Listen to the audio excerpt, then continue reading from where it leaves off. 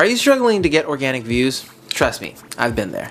What's up? I'm Pedro, and I'm a 28-year-old digital marketer and content creator with years of experience making viral content with millions of views, and we managed to snag a Grammy nomination. Today, I'm sharing with you my step-by-step process on how I crack the code to organic engagement. Let's get into it. I gotta be vulnerable here. At first, posting and just especially getting organic reach, organic engagement, it felt impossible. What happened actually was that the likes, comments, and shares wasn't necessarily what they enjoyed. So it didn't necessarily reflect my efforts. My feed, my content, it just felt like it was a bit oversaturated, and I felt that I was just losing. Like I was just losing this game that I really wanted to get into as far as for the algorithm, the holy algorithm. But then, as I started to post more, I realized that I wasn't the only person dealing with this issue, right? A lot of businesses, turns out, especially service-based businesses, who are the people that I work with, tend to deal with a lot of these types of issues, especially when trying to get their marketing efforts bumped up by using social media. And I was just like, that's interesting. The main things were that they couldn't keep up with the algorithms, and the amount of time and effort that it requires in order to make really great content was not possible. And that's when it hit me. I was like, guesswork isn't making it happen. So I'm gonna need some data. I need some actual numbers that I can confide in, right? So I started digging into analytics. I figured out 3 things that I needed to get straight away in order to make my content better, so then I can actually start helping other businesses, right? Number 1 is understanding your audience, right? So there's this amazing funnel by Russell Brunson who basically describes on how to figure out your niche, and I even describe this to take it even a step further to find your perfect client avatar. Does that make sense? So we operate under relationships, wealth, and health. Like those are the top 3 industries out there, right? So like if we're in my business, for example, a social media marketing agency, I operate in the wealth industry where I basically make money for other people using social media. So that's the first thing. And then under that is your sub-market. It's like, what do I do, right? I basically do that through social media marketing by making content, managing their platforms, etc., etc., etc. Paid ads, a lot of different stuff. And then below that is who do I do it for, right? So that's essentially your niche. So if we have this giant funnel from relationships, health, and wealth, I'm in the wealth industry. My sub-market is social media marketing. My niche is service-based businesses, which are the people that I work with currently.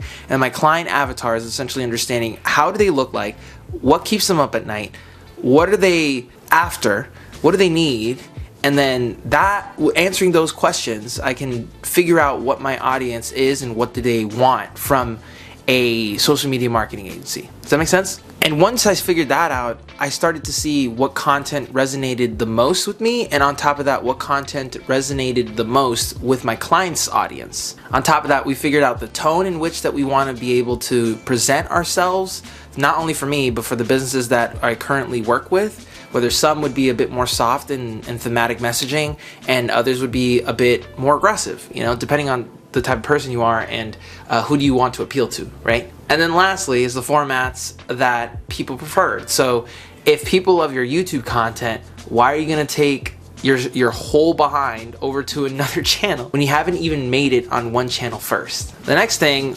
was learning about the competition. It doesn't necessarily stop with your content, right? It also takes with a little bit of research, especially in data. So if you look at somebody's video and they're doing pretty well in your industry, and you happen to see them with like 1 million different views for a bunch of different pieces of content that they have, they're doing something right that you aren't.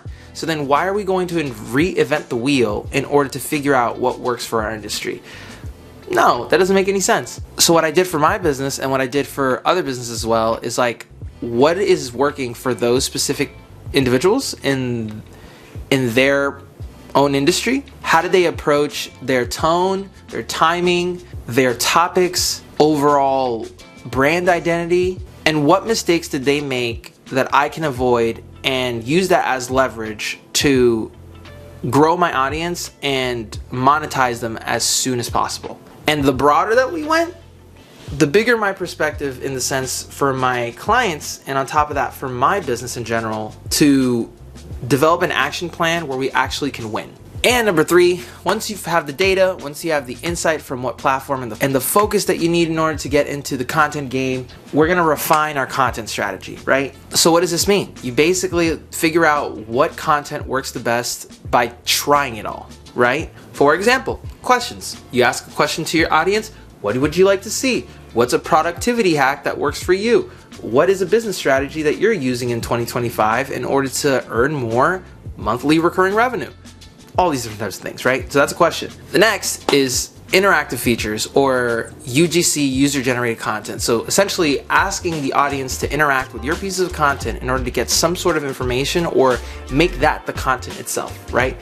Just solely for engagement. The more people answer, the more prospects that you can definitely reach out to in the future, a cold outreach or warm outreach situation. And then on top of that, be able to leverage what it is that they're most interested in via another question that we provided, which I already described before, for future videos. Another one is emotionally charged posts, controversial opinions with the incentive of trying to get people to respond or interact with your posts, whether it be in a headline of a YouTube video or a poll, like an interactive poll that I described before for your Instagram feed, or anything that is just basically saying, like, for example, a question could be, does pineapple belong on pizza?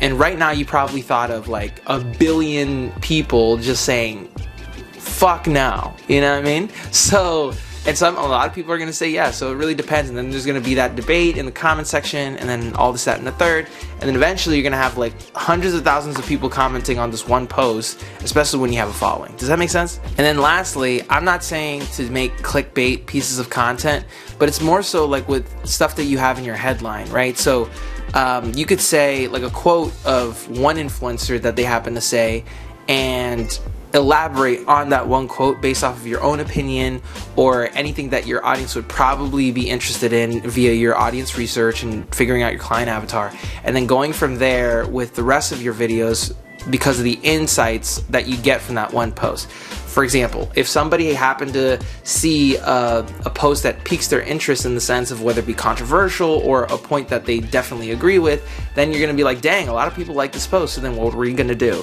We're going to do more of them. Does that make sense? I mean, you don't reinvent the wheel. You basically take apart the best pieces of content that you got and continuously make them. And you guessed it, engagement shot up for me and for my clients. So then it only made sense. Like once you make these like small shifts into your content strategy, you'll see that a lot more people come onto your pages. You'll have a lot more ideas, especially to talk from, especially topics that are very relevant to your industry.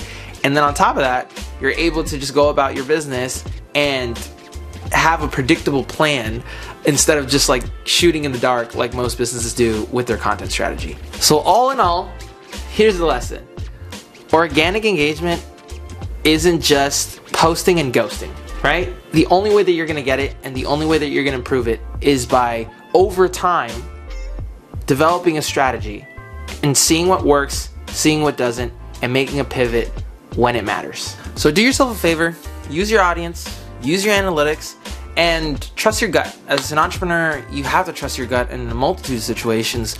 Why not with this? If you're stuck on how to increase engagement based upon, like most of my clients don't have the time to make content or make a content strategy for themselves because they're so busy working on their business and not in their business, I'm gonna leave a link in the description so that way you can actually schedule an appointment with me on some capacity, so that way we can get on this appointment and talk about how I can help you and your business win on social media. And if you like this video, make sure to subscribe. I would really appreciate it. It helps the channel. And if you want to learn how to better your social media strategy by yourself, you can click this video right here, and I'll see you in the next one.